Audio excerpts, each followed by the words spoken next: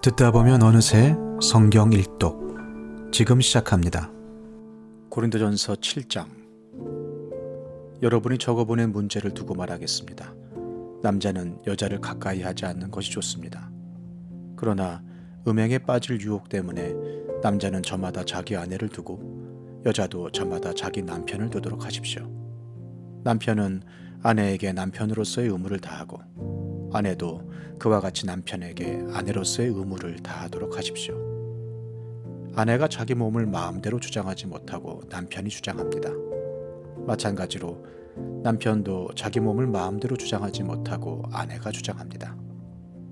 서로 물리치지 마십시오. 여러분이 기도에 전념하기 위하여 얼마 동안 떨어져 있기로 합의한 경우에는 예외입니다. 그러나 그 뒤에 다시 합하십시오. 여러분이 절제하는 힘이 없는 틈을 타서 사탄이 여러분을 유혹할까 염려되기 때문입니다. 그러나 내가 이것을 말하는 것은 그렇게 해도 좋다는 뜻으로 말하는 것이지 명령으로 말하는 것은 아닙니다. 나는 모든 사람이 다 나와 같이 되기를 바랍니다. 그러나 각 사람은 하나님께로부터 받은 은사가 있어서 이 사람은 이러하고 저 사람은 저러합니다. 결혼하지 않은 남자들과 가부들에게 말합니다. 나처럼 그냥 지내는 것이 그들에게 좋습니다. 그러나 절제할 수 없거든 결혼하십시오. 욕정에 불타는 것보다는 결혼하는 편이 낫습니다. 결혼한 사람들에게 말합니다. 이것은 나의 말이 아니라 주님의 명령입니다. 아내는 남편과 헤어지지 말아야 합니다. 만일 헤어졌거든 재혼하지 말고 그냥 지내든지, 그렇지 않으면 남편과 화해하여야 합니다. 그리고 남편도 아내를 버리지 말아야 합니다. 그 밖의 사람들에게 말합니다. 이것은 나의 말이요 주님의 말씀은 아닙니다. 어떤 교우에게 믿지 않는 아내가 있는데 그 여자가 남편과 같이 살기를 원하면 그 여자를 버리지 말아야 합니다. 또 어떤 여자에게 믿지 않는 남편이 있는데 그가 아내와 같이 살기를 원하면 그 남편을 버리지 말아야 합니다. 믿지 않는 남편은 그의 아내로 말미암아 거룩해지고 믿지 않는 아내는 그 남편으로 말미암아 거룩해졌습니다. 그렇지 않으면 그들의 자녀도 깨끗하지 못할 것인데 이제 그들은 거룩합니다. 그러나 믿지 않는 사람 쪽에서 헤어지려고 하면 헤어져도 됩니다. 믿는 형제나 자매가 이런 일에 얽매일 것이 없습니다. 하나님께서는 여러분을 부르셔서 평화롭게 살게 하셨습니다. 아내 된 이여, 그대가 혹시나 그대의 남편을 구원하려는지 어찌합니까? 남편 된 이여, 그대가 혹시나 그대의 아내를 구원하려는지 어찌합니까? 각 사람은 주님께서 나누어 주신 분수 그대로, 하나님께서 부르신 처지 그대로 살아가십시오. 이것이 내가 모든 교회에서 명하는 지시입니다. 할례를 받은 몸으로 부르심을 받은 사람은 굳이 그 할례 받은 흔적을 지우려고 하지 마십시오. 할례를 받지 아니한 처지에서 부르심을 받은 사람은 굳이 할례를 받으려고 하지 마십시오. 할례를 받은 것이나 안 받은 것이나 그것은 문제가 아니고 하나님의 계명을 지키는 것이 중요합니다. 각 사람은 부르심을 받은 그때의 처지에 그대로 머물러 있으십시오. 노예일 때에 부르심을 받았습니까? 그런 것에 마음 쓰지 마십시오. 그러나 자유로운 몸이 될 수 있는 기회가 있으면 어떻게 해서든지 그것을 이용하십시오. 주님 안에서 노예로서 부르심을 받은 사람은 주님께 속한 자유인입니다. 그와 같이 자유인으로서 부르심을 받은 사람은 그리스도의 노예입니다. 여러분은 하나님께서 값을 치르고 사신 사람입니다. 그러므로 사람의 노예가 되지 마십시오. 형제자매 여러분, 각각 부르심을 받은 그때의 처지에 그대로 있으면서 하나님과 함께 살아가십시오. 주님께서 처녀들에 대해서 하신 명령을 나로서는 받은 것이 없습니다.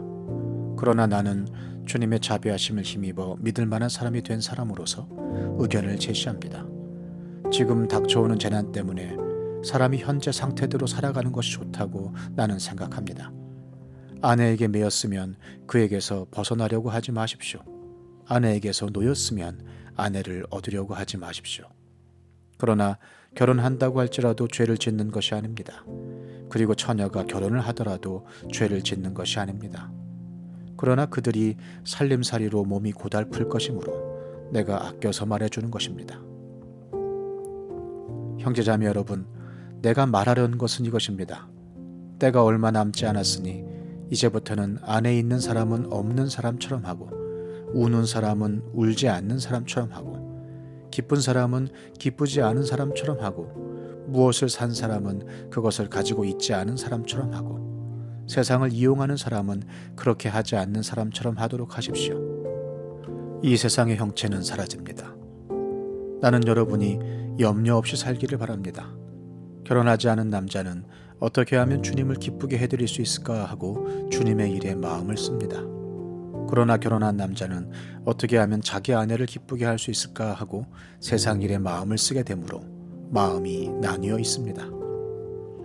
결혼하지 않은 여자나 처녀는 몸과 영을 거룩하게 하려고 주님의 일에 마음을 쓰지만 결혼한 여자는 어떻게 하면 남편을 기쁘게 할 수 있을까 하고 세상 일에 마음을 씁니다.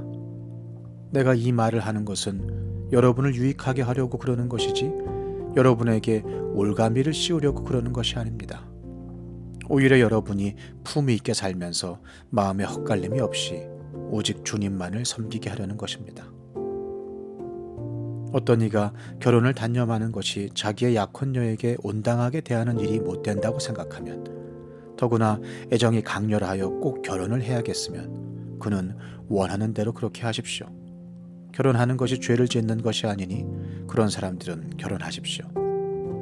그러나 결혼하지 않기로 마음을 굳게 먹은 사람이 부득이한 일도 없고 또 자기의 욕망을 제어할 수 있어서 자기 약혼녀를 처녀로 그대로 두기로 마음에 작정하였으면 그것은 잘하는 일입니다. 그러므로 자기의 약혼녀와 결혼하는 사람도 잘하는 것이지만 결혼하지 않는 사람은 더 잘하는 것입니다. 아내는 남편이 살아있는 동안에는 그에게 매여 있습니다. 그러나 남편이 죽으면 자기가 원하는 사람과 결혼할 자유가 있습니다. 다만 주님 안에서만 그렇게 해야 할 것입니다. 내 의견으로는 그 여자는 그대로 혼자 지내는 것이 더 행복할 것입니다. 나도 하나님의 영을 받았다고 생각합니다. 고린도전서 8장. 우상에게 바친 고기에 대하여 말하겠습니다. 우리는 우리 모두가 지식이 있는 줄로 알고 있습니다. 지식은 사람을 교만하게 하지만 사랑은 덕을 세웁니다.